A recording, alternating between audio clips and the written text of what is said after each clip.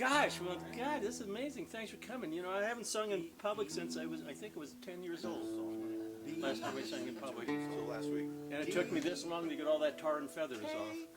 You know. Hello.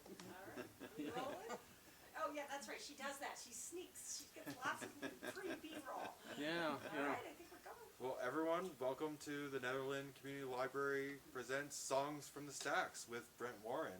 Well, thank you. Aston. Austin? Yep. Also known as Austin. Brent's a Ned local of 46 years. Oh, 46, almost 47 now. September of 76. So That's when I moved in here. Yeah, I don't know if you can become even more local than that. Oh, I'm trying. So for those who don't know, Brent's an artist, Yes, a singer, songwriter, yes, musician, yes, magician, yes. Hitman for the mafia. sculptor. Yes, Is there anything you don't do? yes. Okay. We're in a library. Keep it down. A lot of things I don't do.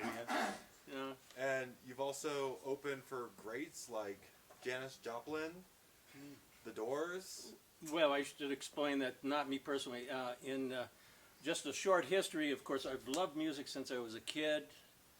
Started with classical music, and I love, you know, Tchaikovsky and Prokofiev and all. That's what I grew up with. And then folk music came along, and so I loved folk music. And in high school, I was in the choir and the musicals and all that, and I was in a barbershop quartet.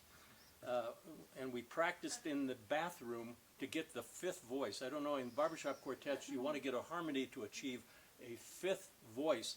And because we practiced in the bathroom, our barbershop quartet was called the Four Flushers. That was us. And then I got to college, and I teamed up with a guy named Michael Dunn. And by that time, because I did card tricks, and my name was Brent, sort of like Brett, people associated me with Brett Maverick, James Gardner character in Maverick. So my nickname became Maverick. And so we became a folk singing group called Mike and Maverick. And we played just your traditional, you know, goober peas. Goodness, how delicious, eating goober peas, you know. And we opened one time down at the Exodus, and this is the highlight of my life. We opened for Gail Garnett. Yeah, you know, Gail Garnett. You know, she kissed me on my cheek. She gave me a little kiss. Gail Garnett. Yeah, I know. You know, we'll sing in the sunshine. Well, I know. I'm doing this in jest, you know. Yeah, but Gail Garnett. And then we broke up, and then next thing I know, I'm the lead singer and songwriter for a psychedelic folk rock band called the Eighth Penny Matter.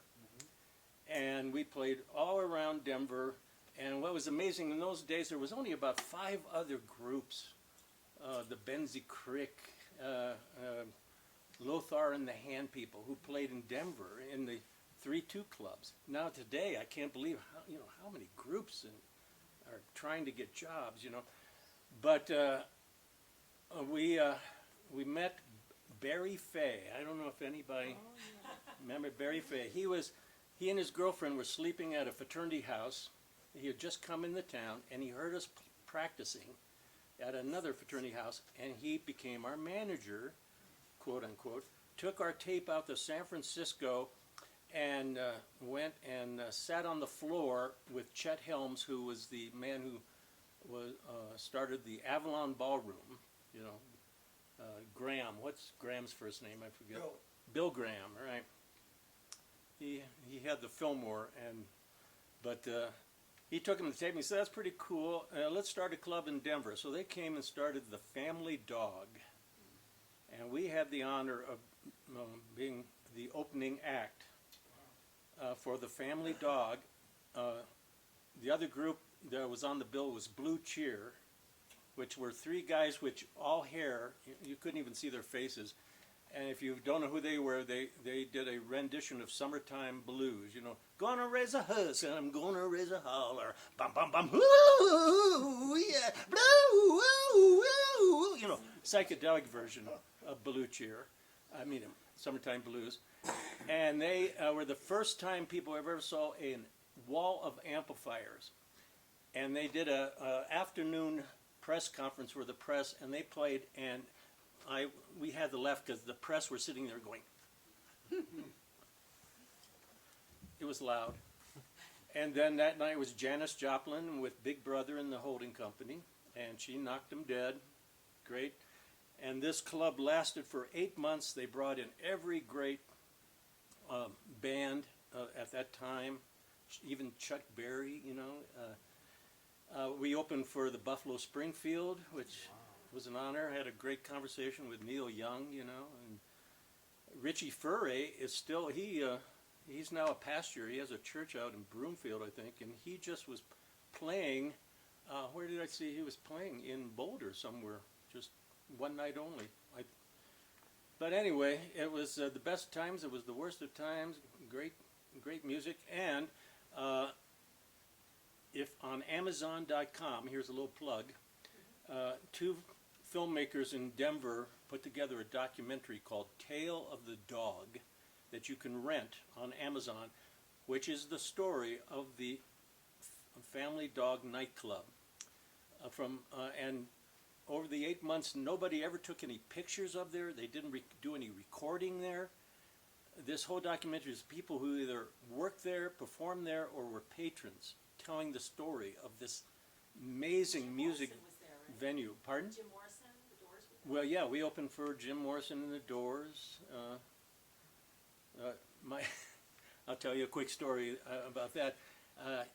The band was on stage, and they were starting to play, I think it was Moonlight Drive or something, you know, and they're going, "Where's Jim? Where's Jim?" And they told me, go find Jim. And I go up into the office, and there's Jim Morrison. If I remember, he was pasting pictures into a collage.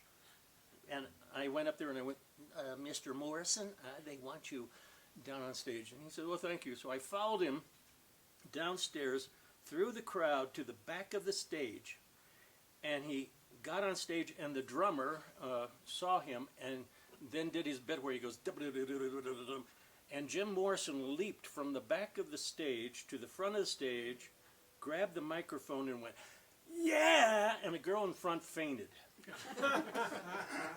And that's when I decided that's what I wanted to do when I grew up. Yeah.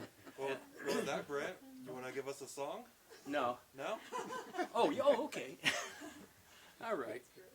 Well, I thought I'd start with probably the hard one here, called "Be a Blender Baby." And we'll see if we can get this going here. This is my guitar garbanzo bean, also known as chickpea.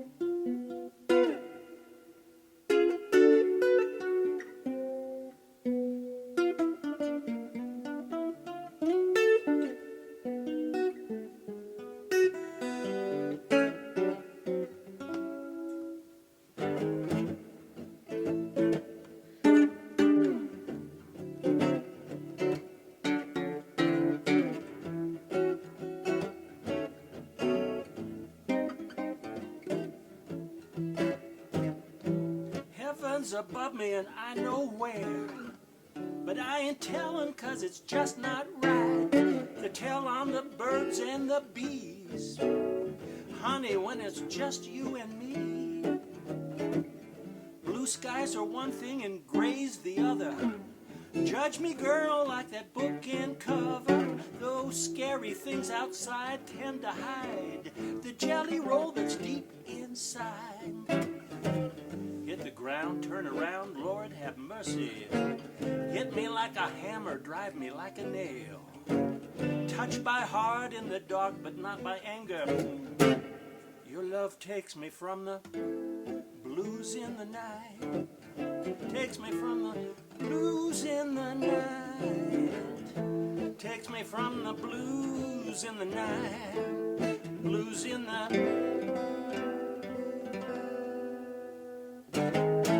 listen, listen, listen to the sound of the sea. I love you and you love me. It's easy as a March typhoon, easy as the trees in bloom.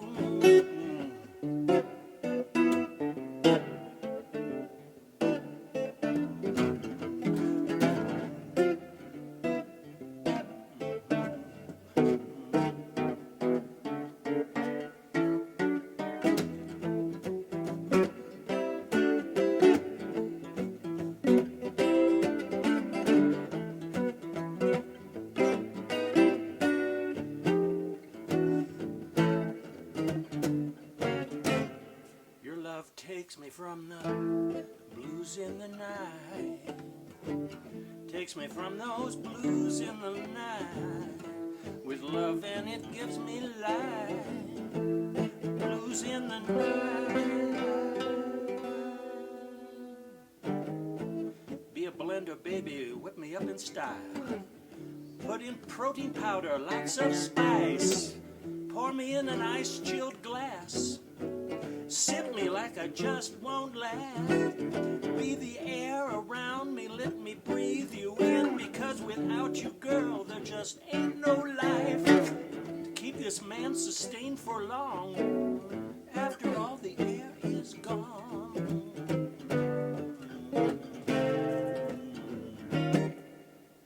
Oh, you look so good. You must taste sweet, made by them little bees in their special way. Put you in my morning tea.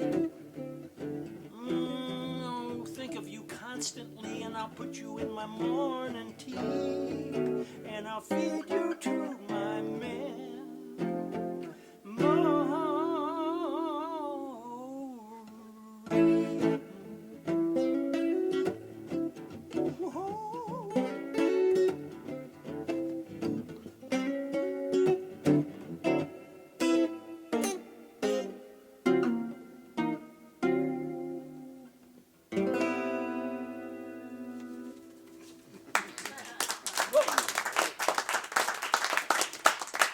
That's a true story. So Brent, Yes. how did you come up with the Eighth Penny Matter for your band name? Well, I didn't come up with it. Our bass player, Charlie, came up with it. The name I suggested was Dual Glide and the Zoomies. They didn't like it. So, Eighth Penny Matter, and I've never really researched it to verify the fact, but I'm told it's from Shakespeare, Eighth Penny Matter, and it means not worth a damn. Okay. Yeah, he is but an eighth of a penny matter. Well, anyway, it was, we got EPM, so we stuck with that, and there you go. Well, speaking of Shakespeare, we're in a library. So what do libraries mean to you? Well, I've always thought that they're wonderful places to get hamburgers and fries and chocolate malts.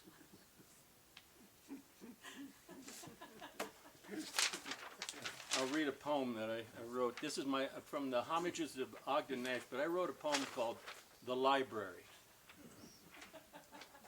by me. Some libraries are new. They shine like stars. They offer tranquility, reprise from cars. Others are old and go back years. A massive stone soul, sometime tears.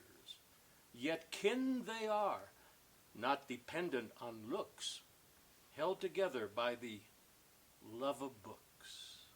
Yeah. Soon to be a major motion picture. So a man walks into a doctor with a frog sticking out of his ear, and the doctor said, "Oh my goodness, how long have you had that?" And the frog said, "Well, it started on my leg as a bump." Are you ready for another song? Oh, okay. Well, I think you are. Let you have another question here. Here I got all rested and.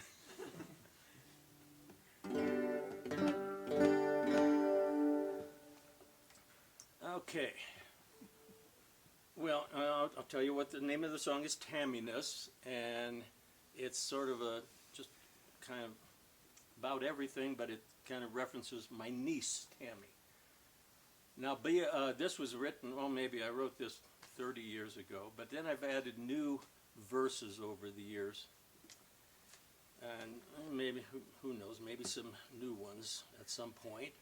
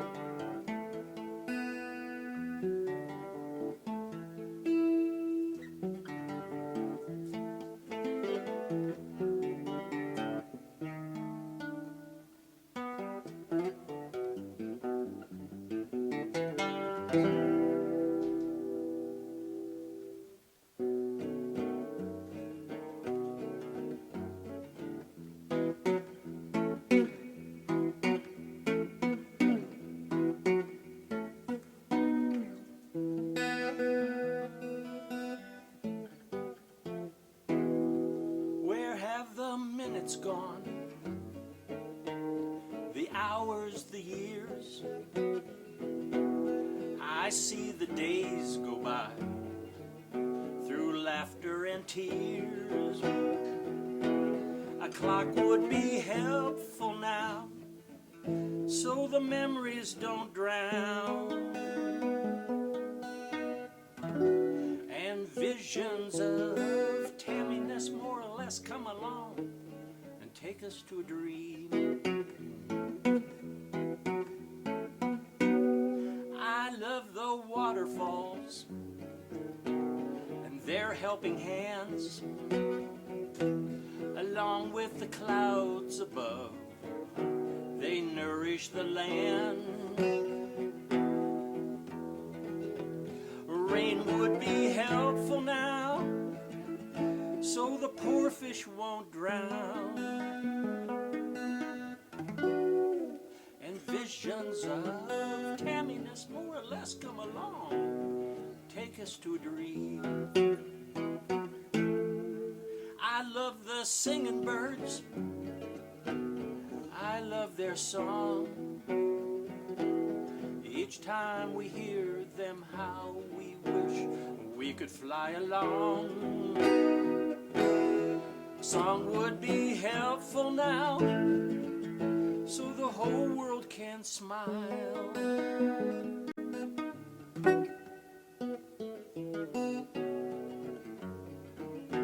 Take us to a dream.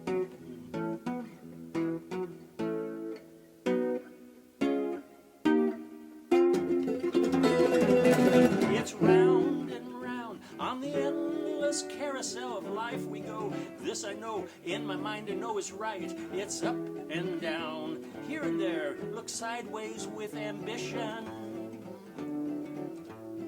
Here and there and everywhere, letting all colors be our guide.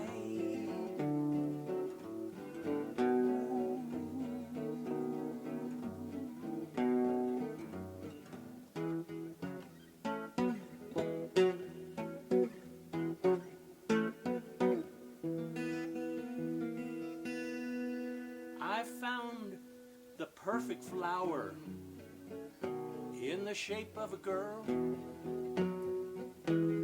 dancing with simple form, with spirals and swirls. Love would be helpful now, so the whole world could smile. And visions of Tamminess more or less come along, take us to a dream.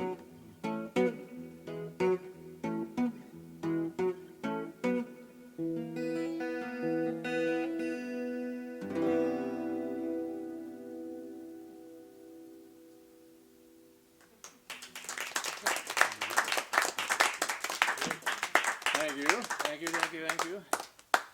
So, Brent, I'm curious, what brought you to Nederland?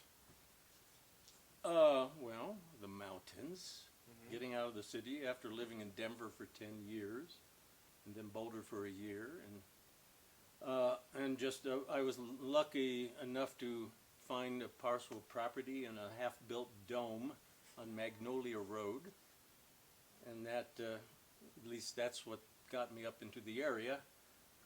And then somebody said, "Hey, there's a town over there about 7 miles away." And I said, "Oh, really?" And Nederland was, small, not much going on here back then at that time.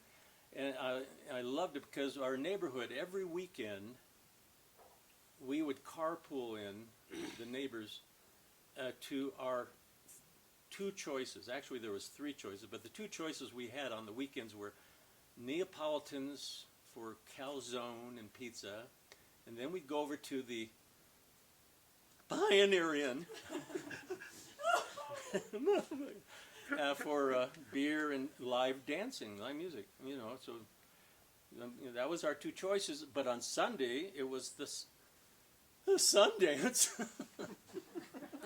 the Sundance for brunch and great Bloody Marys and that view. I wish that would come back. But that was what was the slowness of about 1976. And I also heard that you were a co-founder of Frozen Dead Guy Days. Yes, And what inspired you to begin Frozen Dead Guy Days? some guy died. Of course. Well, I was married at the time to Teresa Warren, which a lot of you probably know. She had Offer Rocker Antiques, which is now Crosscut Pizza. But she was also on the town planning or town board or something, not the board, but downtown. Oh, I forget. DDA. Thank you. DDA, yeah. Thank you. And the Beck sisters had just produced the award-winning documentary Grandpa's in the Tough Shed, which if you haven't seen, it tells the whole story. It's wonderful. And so we saw that, and the town was looking for something to do in March, a festival, and they said, "How about a thing called March Madness?" And they went, boring, just boring, one boring idea. And my suggestion was, let's go to Fruita, Colorado, and because they have Mike the Headless Chicken Days. And if they can do a festival on Mike the Headless Chicken Days, maybe we could do something about Grandpa Burrito up there. Well, long story short, it came together, and we came up with Frozen Dead Guy Days. And I got to do the graphic design and merchandise for it for 8 years. Who knew it was going to take off? And in the early days, it was about 2,000 people came. It was in Chipeta Park. It was quite nice. Now, 22,000 people? And yeah. So who knew? I mean, it definitely put Nederland on the map. Yes, it In did. a weird, quirky way. And we laughed because the joke might be on us because he might not really be in there. Who knows? Anyway, but I love a good festival, and hopefully new ones will pop up. Great. You got one more song for us tonight? Mm-hmm.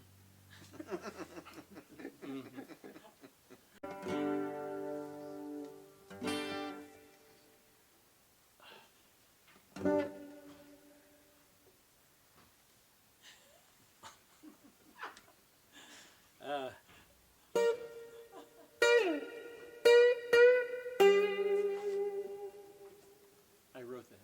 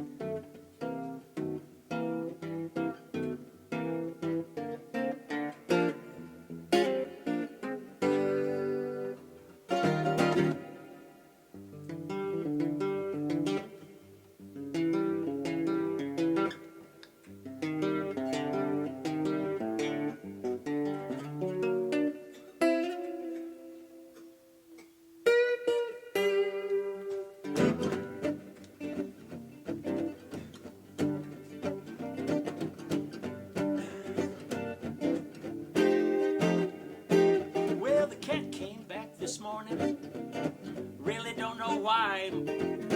We had driven him out of the state and waved to him goodbye.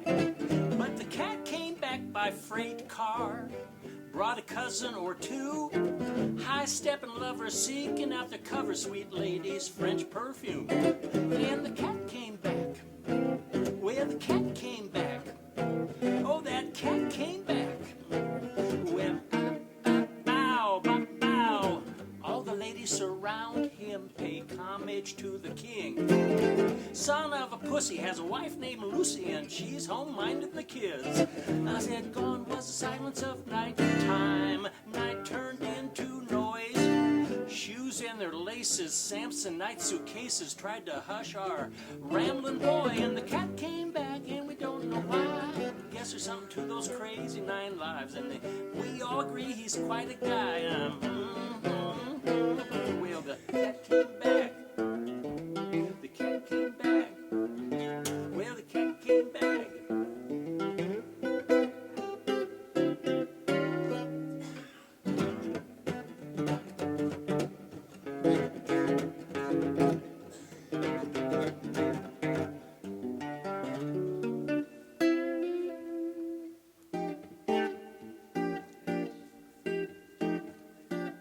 Well, we put him in a sack and we took him down the road and we dropped him in a hide-ho, filled it with dirt and we covered it with cement, and then we built a 20-story hotel on top of it, and on top of the hotel we built a parking garage, and on top of the parking garage we built a Dairy Queen.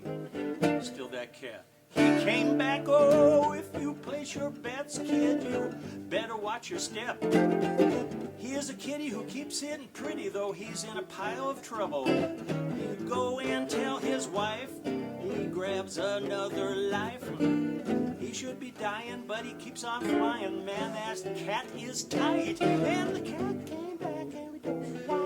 Guess there's something to those crazy 9 lives. And the cat came back wearing a tie, and the cat came back. He's quite a guy, and if you listen, you can hear him cry. Meow, meow, meow, meow, meow, meow, meow, meow. The catty, catty, cat. Catty, catty, cat. Well, catty, catty, cat. Who said the cat came back? Cat came back. Well, the cat came back. Cat came back. Cat came back. Cat came back. Why? Who?